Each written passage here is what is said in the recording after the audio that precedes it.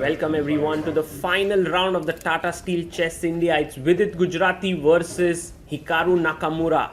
Hikaru is trailing the leader by half a point, and guess who the leader is? It's Magnus Carlsen. He's playing Wesley So in this round.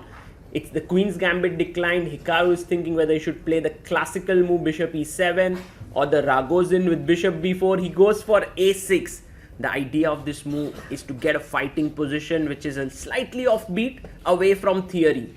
Vidit pins the knight. Hikaru breaks the pin with Bishop e7, gets ready to castle next move. e3 is a very logical move. You want to bring your bishop out to d3. h6, questioning the bishop. Bishop moves back, and now generally black does not castle so soon because then white can quickly move the queen and long castle. So Hikaru first plays c6, getting ready to develop his bishop on f5 because then queen b3 won't be hitting the d5 pawn. So Vidit stops this move bishop f5 by putting his queen on c2. Very logical chess happening here, and as we've already said, you don't want to be castling too soon. So perhaps just developing the knight. That's what he does. He brings his knight to d7 and bishop d3. Vidit offers a draw to Hikaru, and Hikaru looks at the screen where Magnus is playing, and I think he must play for a win because even if Magnus loses, then Hikaru would only tie with a draw. He needs to win. He needs to beat Vidit, and knight h5 played. Very interesting move because if you play bg3, I can simply chop the bishop. So Vidit takes on e7, queen e7 played. Short castles by Vidit, not long castling. Hikaru brings his knight back, and now I think he would be comfortable with castling short in this position. How should white play in these structures? One idea is to put your rook on b1 and go for the minority attack. The other one, as Vidit has just done, is go for the e4 break. Now it's a very committal move because you have an isolated pawn on d4, but on the other hand you are active and the bishop on c8 is not developed. So Vidit goes rook e1, trying to put pressure on the queen. Hikaru has to decide how to continue. He can take on e4 here and then park his queen on d6, but instead he goes queen d8. He puts his queen here and tells Vidit, look, I might be behind in development, but I have a very solid structure here, 3 pawns here, 3 pawns here. Meanwhile, what about your weakness on d4? Are you happy with it? That's a very, very weak pawn sitting right there. But Vidit now has to show compensation for his isolated pawn. Generally, that happens with activity, and that's what Vidit does. He goes to c5 and says to Hikaru, if you take, I'll take back with the pawn, improving my structure. Hikaru moves his knight to d5. Generally, the square in front of the isolated pawn is a good outpost for the knight because it cannot be kicked away. a5 played, stopping b4 expansion there. I like how Vidit's knight is perched on c5 and Hikaru has to figure out what is his next plan here. How is he going to create play? Because if he goes knight f6, oh, Vidit takes on d7, bishop d7, slightly surprising, but now the knight sits on e5. It's not a great decision by Vidit to take on d7 because now Hikaru can just play bishop e6 and he's got the perfect coordination here. Very nice position. I think this is the kind of positions that Hikaru would grind all day long. He loves to play such positions. Queen comes out to f6, connecting the rooks, and your threat is also some point go knight f4, put your bishop on d5 when it would be bearing down on the g2 pawn. 4 minutes for Hikaru. The time control is 5 minutes and 3 seconds per move.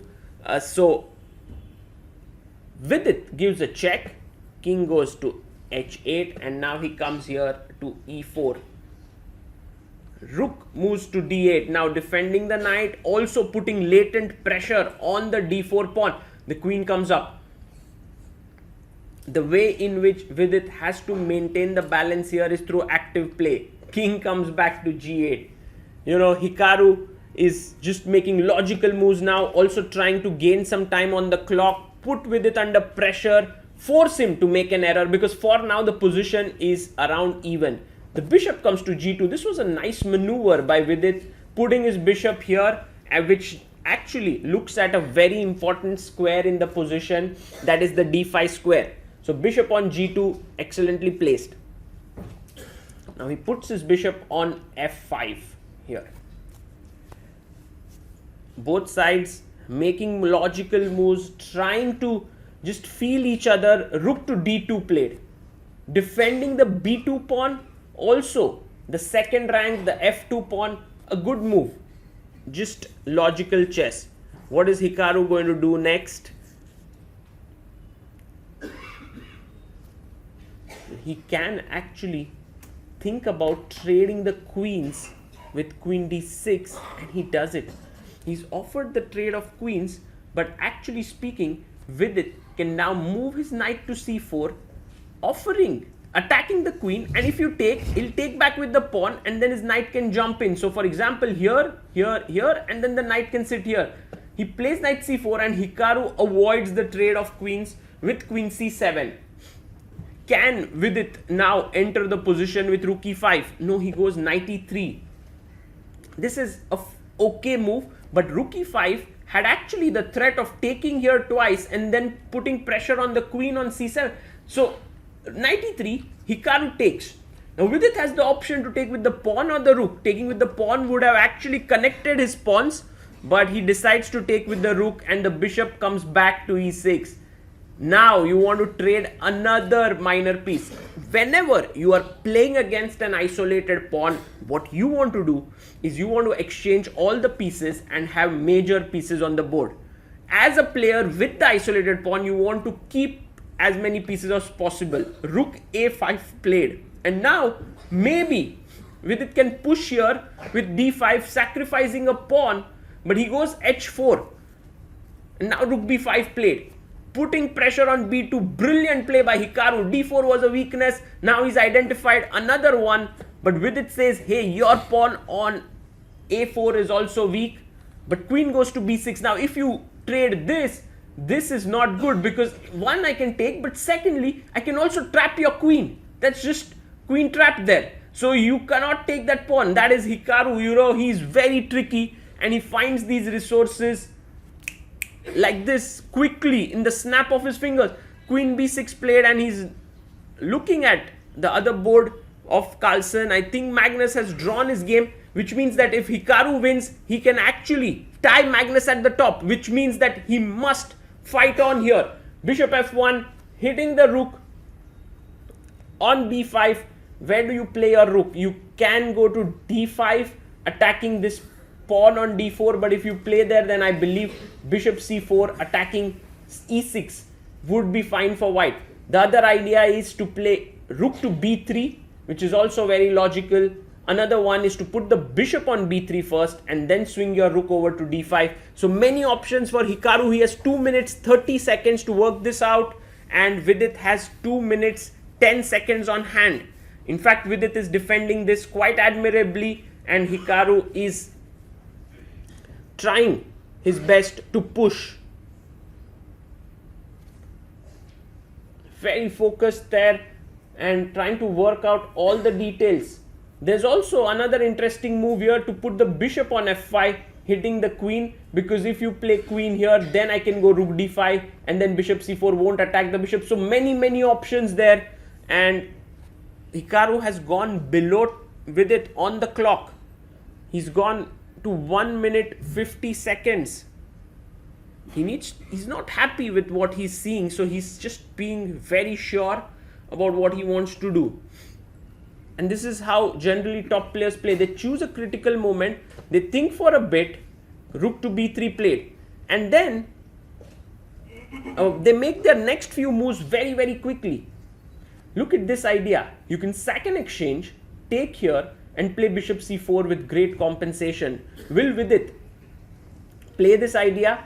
It's a very interesting one. No, he takes on b3, but that's not a very good move. Queen takes b3 taken. He's okay to go into an endgame. If you chop here, I can take with the bishop, and I can also take with the pawn. So Vidit has to decide whether he wants to take that pawn or not. Also, then his isolated pawn would be still an isolated one, so maybe not a good idea to take it. He moves his queen to c3, and his point is, if you take on c3, he wants to take back with the pawn. Once again, uniting his pawns.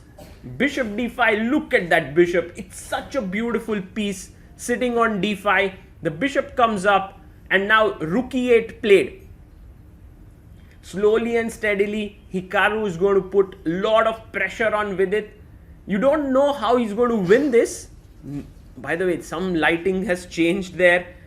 He takes on b3 and now you can take with the pawn, but he goes bishop b3, which is also a fine move. And Vidit plays f3, he's bringing his king up. Very logical defense. Hikaru also brings his king in.